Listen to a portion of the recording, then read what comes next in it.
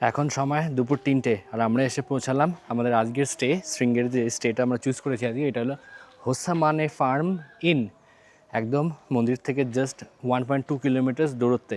জায়গাটা খুব সুন্দর, তোমাদেরকে চারদিকটা ঘুরিয়ে দেখিয়ে দিচ্ছি, দিয়ে রুম টুরটা দিয়ে দিচ্ছি, দিয়ে আমরা ফ্রেশ হয়ে মন্দির দর্শন করতে যাব, মঠ দর্শন করতে। আর এখন মন্দির বন্ধ আছে, দুপুর 12টা থেকে বিকেল 4টে অবধি বন্ধ থাকে লাঞ্চ ব্রেকের জন্যে। আর মন্দির খোলে সকাল 6টা থেকে দুপুর 12টা, তারপরে আবার বিকেল 4টে থেকে রাত 9টা। এটা হলো হোমস্টের চারদিকটা, মানে হোমস্টে আর নয় আর কি, হোটেলই। এই যে এখানে গাড়ি পার্ক করা হয়েছে ছায়ায়, নিজস্ব রেস্টুরেন্টও আছে। আমরা নিয়েছি একটা triple bed non AC room, কারণ এখানে চারদিকে এত গ্রিনারি আর হাওয়া, এসি লাগবে না। আর রুমের সঙ্গে কিন্তু ব্রেকফাস্টও ইনক্লুডেড রয়েছে। এটা হচ্ছে আমাদের আজকের রুম। রয়েছে একটা সিঙ্গেল বেড, একটা ডাবল বেড খাট, এদিকে রয়েছে একটা ড্রেসিং টেবিল, এখানে একটা টেবিল টপ, সাবান দিয়েছে আর কেটল, গ্লাস। এখানে রয়েছে একটা ছোট্ট ওয়ার্ড্রোব টাইপের, আর এদিকে রয়েছে টিভি, এখানে আরেকটা টেবিল, আর এখানে দুটো বসার জায়গা, এখানে একটা সেন্টার টেবিল, বারান্দা রয়েছে বড়, বাইরে দুটো বসার জায়গা আর একটা টেবিল দিয়েছে। এটা হচ্ছে চারদিকটা, আর এদিকে রয়েছে বেড সাইড টেবিল। আর বাথরুমটা দেখে নাও, বেশ বড়, পরিষ্কার পরিচ্ছন্ন।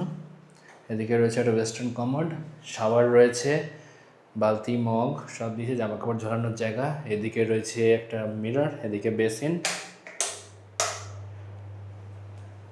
আর এদিকে এক্সস্ট। এই রুমটা আমাদের পড়ছে 3 জনের জন্যে উইথ ব্রেকফাস্ট নন এসি 2500 টাকা। এই যে এটা হলো শৃঙ্গেরি বাস স্ট্যান্ড। উডুপি, ম্যাঙ্গালোর, গোকর্ণ সমস্ত জায়গা থেকে কিন্তু ডাইরেক্ট কেএসআরটিসির বাস সার্ভিস রয়েছে এখানে। আমি এখন দাঁড়িয়ে রয়েছি at the supreme seat of Sanatan Dharma. আমার পেছনে শৃঙ্গেরি শ্রী সারদা পীঠম।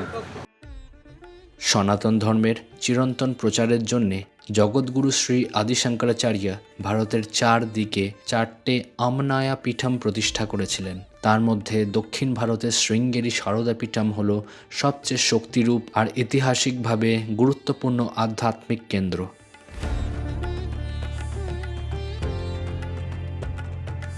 অন্য 3টে মঠ হল পূর্ব দিকে গোবর্ধন মঠ, পশ্চিম দিকে দ্বারকা সারদা পীঠ আর উত্তর দিকে জ্যোতির্মঠ। প্রত্যেকটা একটা করে বেদার সঙ্গে যুক্ত। ঋগ্বেদা যুক্ত গোবর্ধন মঠের সঙ্গে, যজুর্বেদা শৃঙ্গেরি পীঠের সঙ্গে, সামবেদা দ্বারকা সারদা পীঠের সাথে, আর অথর্ববেদা যুক্ত জ্যোতির্মঠের সাথে। তুঙ্গা নদীর পবিত্র ধারে শৃঙ্গেরিতে 7 থেকে 8 শতাব্দীর মধ্যে সনাতন ধর্ম নতুন এক জীবন পেয়েছিল। শাস্ত্রার্থ মানে দার্শনিক তর্ক বিতর্কের পরম্পরার মধ্যে দিয়ে আদি শঙ্করাচার্য সনাতন ধর্মকে মানুষের কাছে সহজে বোঝার মতো করে তুলেছিলেন আর বিভিন্ন ধারার মধ্যে একতা এনে দিয়েছিলেন। শৃঙ্গেরি সারদা পীঠমকে দক্ষিণ মায়া পীঠম বলা হয়, যেখানে দক্ষিণ মানে হলো সাউথ আর অমনায়া মানে বেদা, পীঠম মানে হলো এক পবিত্র আসন, যার পুরো মানে দাঁড়ায় supreme Vedic seat of South India. শৃঙ্গেরির একটা বিশেষ পরম্পরা হলো, যাকে শঙ্করাচার্য হিসেবে এই পীঠমে বসানো হয় তাকে সন্ন্যাস গ্রহণ করার আগে যজুর্বেদাতে সম্পূর্ণ দক্ষতা অর্জন করতে হয়। আমার এই পাশে যে এই জায়গাটায়, এখানে বাচ্চাদের হাতে খড়ি দেওয়া হয়। এখানে রয়েছেন ভেতরে শ্রী শারদাম্বা মা, তাকে সাক্ষী রেখে বাচ্চাদের হাতে খড়ি দেওয়া হয়। আর আমার পেছনেই রয়েছে শৃঙ্গেরি মঠের রাজ গোপুরম, এখান দিয়ে এন্টার করলাম। আর এইদিকে রয়েছে প্রসাদ কাউন্টার, 12টা থেকে 2:30টা দেওয়া হয় প্রসাদ, এবং সন্ধেবেলায় 7টা থেকে 8:30। গোপুরম দিয়ে ঢুকেই প্রথমে ডান দিকে রয়েছে শ্রী শারদাম্বা মায়ের মন্দির, তারপরে রয়েছে শ্রী আদি শঙ্করাচার্যের মন্দির, এবং তারপরে রয়েছে বিদ্যাশঙ্কর মন্দির। শারদাম্বা মন্দির 8ই শতাব্দীতে আদি শঙ্করাচার্য প্রতিষ্ঠা করেছিলেন। দেবী শারদাম্বাকে মা সরস্বতীর রূপে পুজো করা হয়, যিনি জ্ঞান আর বিদ্যার প্রতীক। এই স্থানে প্রথমে যেই মূর্তি ছিল তা প্রায় 3 ফুট উচ্চতার স্যান্ডেলউড দিয়ে তৈরি ছিল, কিন্তু আজকে ভক্তরা একটা সুন্দর সাজানো সোনার মূর্তি দর্শন পান। মনে করা হয় যে আদি শঙ্করাচার্য এই মূর্তিকে কাশ্মীর থেকে এনেছিলেন। এই জায়গা জ্ঞান আর শিক্ষার সাথে গভীর যোগাযোগ থাকার জন্য শৃঙ্গেরিকে সারদা পীঠম মানে দ্য সিট অফ লার্নিংও বলা হয়। এক্ষুনি মা শারদাম্বা মন্দির দর্শন করে বেরোলাম। অপূর্ব সুন্দর ভেতরটা, মূর্তিটা ততটাই সুন্দর। কিন্তু একটা জিনিস আমাদের ভুল হয়ে গেছে, আগের যত ব্লগ দেখেছি শৃঙ্গেরি সেখানে কোথাও মেনশন করেনি এটা, যে একটা ড্রেস কোড রয়েছে ভেতরে, একদম একদম মায়ের কাছে যাওয়ার জন্য একটা ড্রেস কোড রয়েছে। ছেলেদের জন্য হচ্ছে কি নিচে ধুতি আর উপরে উত্তরীয় পরতে হবে, আর মহিলাদের জন্য শাড়ি বা সালোয়ার, সালোয়ার কিন্তু দুপাট্টা দিয়ে। আচ্ছা, মন্দিরের মধ্যে সানগ্লাস পরে ঘুরছি বলে কেউ কিন্তু প্লিজ উল্টোপাল্টা কমেন্ট করো না, কারণ চোখটা এখনও লাল হয়ে আছে, তাই সানগ্লাসটা পরেই ঘুরছি। আমার পেছনে যে মন্দিরটা দেখছো এটা হলো বিদ্যাশঙ্কর মন্দির, ডেডিকেটেড টু মহাদেব। শৃঙ্গেরির মধ্যে সবচেয়ে চক্ষু ধরানো স্থাপত্য হলো এই বিশাল বিদ্যাশঙ্কর টেম্পল। বিজয়নগর ডাইনাস্টির রাজা হরিহর এক আর বুক্কারায়া এক এই মন্দির তৈরি করেছিলেন, যেখানে হয়সালা আর বিজয়নগর স্টাইলের একটা দারুণ মেলবন্ধন দেখা যায়। এই মন্দিরের সবচেয়ে বিশেষ দিক হলো তার অ্যাস্ট্রোনমিক্যাল ডিজাইন। এখানে 12টা সুন্দরভাবে তৈরি পিলার রয়েছে, যা 12টা রাশির প্রতীক। প্রতি মাসে সূর্যের আলো ঠিক ওই পিলারের ওপর পড়ে, যা ওই রাশির সাথে যুক্ত। মন্দিরের ভেতরে রয়েছে এক বিশাল বিদ্যাশঙ্কর শিবলিঙ্গ, তার সাথে ব্রহ্মা, বিষ্ণু এবং মহেশেরও মূর্তি রয়েছে তাদের সঙ্গিনীদের সাথে। আরও একটা ইন্টারেস্টিং বিষয় হলো মন্দিরের দেওয়ালে জৈন তীর্থঙ্করদেরও মূর্তি রয়েছে, যা বিভিন্ন ধর্ম আর ধারার মধ্যে একতা আর সম্মানের প্রকাশ করে। শৃঙ্গেরি সারদা পীঠমের সাথে বিজয়নগর এম্পায়ারের একটা খুব গভীর ঐতিহাসিক যোগাযোগ রয়েছে। শৃঙ্গেরি সারদা পীঠমের 12তম জগৎগুরু শঙ্করাচার্যা বিদ্যারণ্যা এই শক্তিশালী সাম্রাজ্য গড়ার পিছনে একটা গুরুত্বপূর্ণ ভূমিকা নিয়েছিলেন। এই বিজয়নগর ডাইনেস্টি 200 বছর ধরে দক্ষিণ ভারতকে আক্রমণ থেকে রক্ষা করেছিল।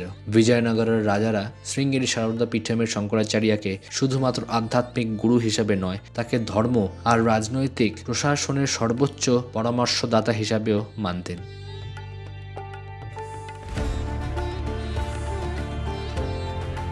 এক্ষুনি বিদ্যাশঙ্কর মন্দির দর্শন করে বেরোলাম, ভেতরটা জাস্ট অনবদ্য, মানে এত শিল্পকলা, এত কারুকার্য খুব কম মন্দিরেই দেখা যায় এরকম। ঠিক আমার সিমিলার মনে হচ্ছে আমরা যে লেপাক্ষী টেম্পল দেখেছিলাম, কিছুটা সেরকম ভেতরটা, অপূর্ব সুন্দর। আর কোনো মন্দিরের ভেতরেই কিন্তু এখানে ফটোগ্রাফি ভিডিওগ্রাফি অ্যালাউড নয়, তাই বাইরে থেকে যা দেখানো তোমাদের সঙ্গে শেয়ার করছি। যে কম্পাউন্ডটায় ঘোরাঘুরি করছি সেটা হচ্ছে গিয়ে শৃঙ্গেরি মঠের মেন মন্দির কম্পাউন্ড। আর এই বিদ্যা সেতু ব্রিজটা ক্রস করে গেলেই হচ্ছে গিয়ে শৃঙ্গেরি মঠ বা গুরুনিবাস, মানে যেখানে শ্রী করেন আদিশঙ্করাচার্য থাকেন। টাইমিংস হচ্ছে সকাল 9টা থেকে 12:30, আর বিকেলবেলা হচ্ছে 5টা থেকে 9টা। আর এই নিচে তুঙ্গা নদী, এদিকে বিদ্যা সেতু, আর এটা হচ্ছে তুঙ্গা নদী। তুঙ্গা নদীর তীরেই অবস্থিত এই শৃঙ্গেরি মঠ। একটা কথা প্রচলিত আছে, গঙ্গা স্নান তুঙ্গা পান, যা তুঙ্গা নদীর জলের পরিষ্কারতা আর মাধুর্যকে বোঝায়।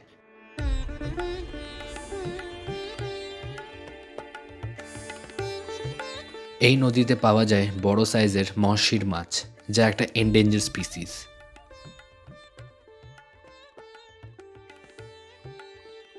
শৃঙ্গেরির সঙ্গে জড়িয়ে রয়েছে এক সাপ আর ব্যাঙের গল্প, যা আদিশঙ্করাচার্য নিজের চোখে দেখেছিলেন। তিনি যখন তুঙ্গা নদীর ধারে এসেছিলেন তখন দেখেন এক কোবরা তার ফনা তুলে একটা গর্ভবতী ব্যাঙকে রোদ্দুর থেকে বাঁচাচ্ছে। প্রাকৃতিকভাবে তারা শত্রু হলেও সেই মুহূর্তে সাপের মধ্যে দয়া আর করুণা প্রকাশ পায়। এই অসাধারণ দৃশ্য প্রমাণ করে যে এই মাটিতে শত্রুতা ধর্মের মধ্যে মিলে গিয়ে শান্তিতে পরিণত হয়। এই দিব্য সংকেতে প্রভাবিত হয়ে আদিশঙ্করাচার্য বুঝতে পারেন যে এই জায়গার মধ্যে বিশেষ আধ্যাত্মিক শক্তি রয়েছে, আর এখানেই তিনি তার প্রথম মঠ প্রতিষ্ঠা করার সিদ্ধান্ত নেন। আজও এই গল্পের স্মৃতি রয়ে গেছে কপ্পে শঙ্করা মন্দিরে।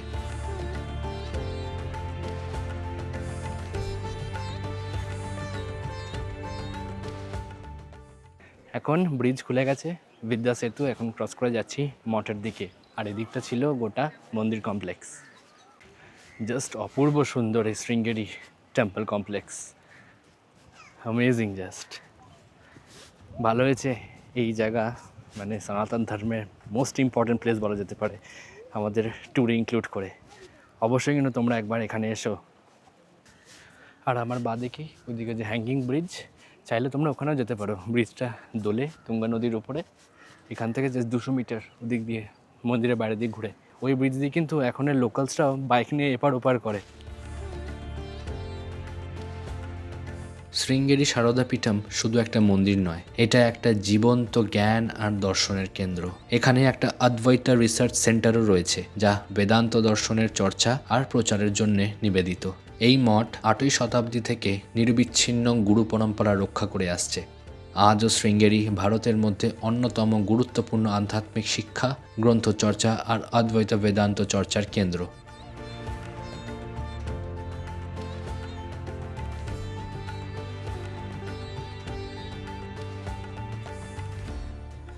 এখন এসে গেছি আমরা মঠ কমপ্লেক্সে, যেখানে কারেন্ট আদি শঙ্করাচার্য কারেন্টলি রিসাইড করেন। আর ব্রিজটা ক্রস করে এসেই এদিকটায় আলাদা শান্তি, চারদিক সবুজ গাছগাছালিতে ঘেরা, পাখির ডাক, জাস্ট অনবদ্য লাগছে এই জায়গাটা। এটা হচ্ছে মঠ এরিয়া। এই প্রথম দেখলাম আদি শঙ্করাচার্য মঠ কেমন হয়। বাকি তিনটেও খুব শিগগিরই ভিজিট করতে হবে। জগৎগুরু আদি শঙ্করাচার্য কেরালার কালাদিতে জন্মগ্রহণ করেছিলেন আর ছোট থেকেই অসাধারণ আধ্যাত্মিক প্রতিভা দেখিয়েছিলেন। মাত্র 8 বছর বয়সে তিনি সন্ন্যাস গ্রহণ করেন আর গোবিন্দা ভগবৎপাদার শিষ্য হন। তার ছোট কিন্তু প্রচণ্ড প্রভাবশালী জীবনে তিনি 3 বার সারা ভারত ভ্রমণ করেছিলেন, সনাতন ধর্ম প্রচার করেছিলেন আর পণ্ডিতদের সাথে গভীর দার্শনিক আলোচনা করেছিলেন। তিনি উপনিষদ, ভগবদ্গীতা আর ব্রহ্মসূত্রের ওপর গুরুত্বপূর্ণ ভাষ্য রচনা করেন।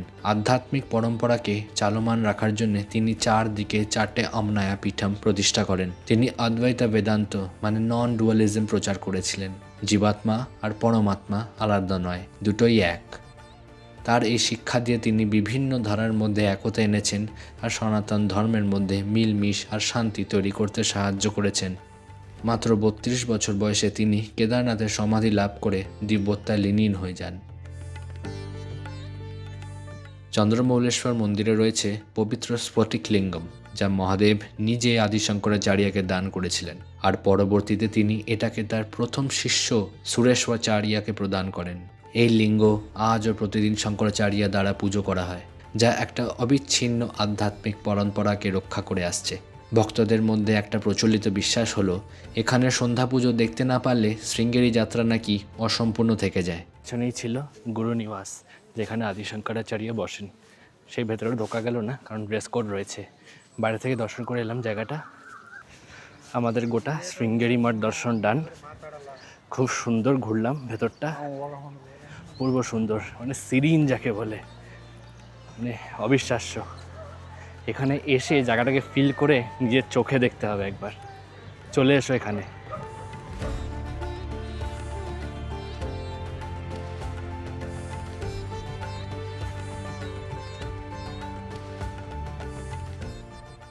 শৃঙ্গেরি মঠের কিন্তু নিজস্ব ভক্ত নিবাসও আছে।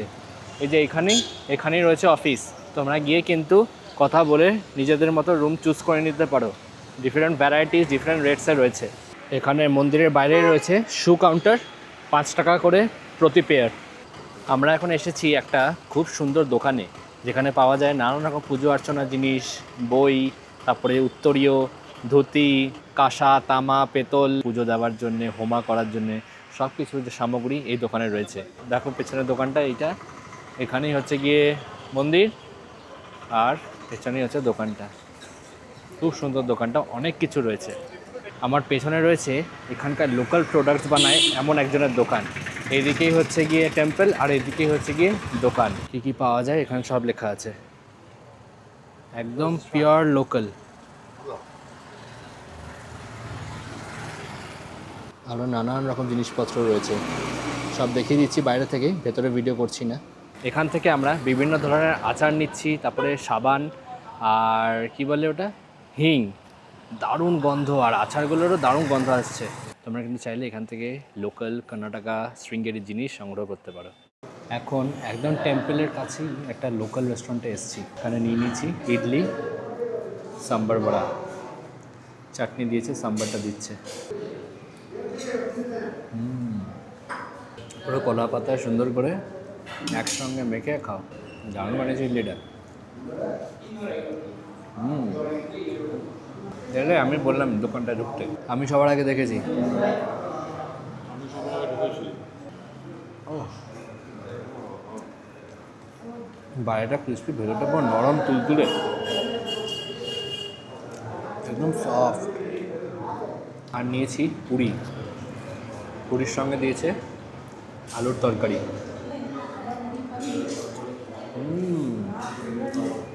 দারুণ, পুরিটা একদম সফট, আলুর তরকারিটা বেশ অন্যরকম, কম মশলাদার। আর শেষ পাতে রয়েছে কফি।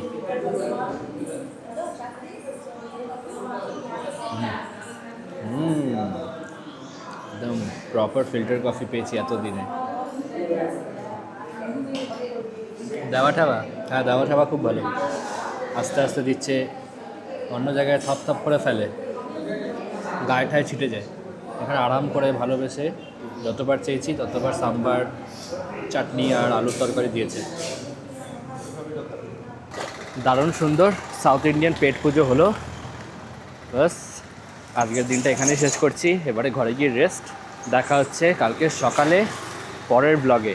Tata, good night.